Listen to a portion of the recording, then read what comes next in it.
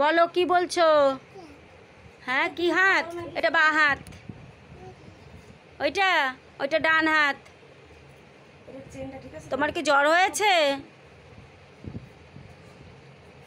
কিরকম লাগছে বলো এখন? ভালো লাগছে না? দুষ্টুমি করেছো না? হ্যাঁ চান করবে? কালকে অনেক সময় ধরে চান করেছো, ওর জন্যই তো তোমার জ্বর এসছে। হ্যাঁ, আর খালি পায়ে বাইরে দৌড় মারে। বলেছি এই গরমের মধ্যে বাইরে যাবে না, একটুও কথা শোনে না, এর জন্যই তো জ্বর এসেছে। হ্যাঁ, তোমার জুতোর মধ্যে কাদা ঢুকেছে, জুতো পরে না কিছু না। বলেছি সবসময় চপ্পল পরবে।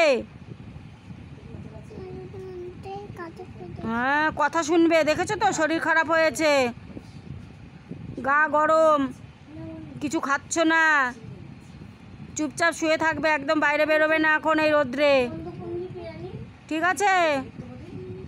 কথা শুনবে তো? কিছু খাবে? কি?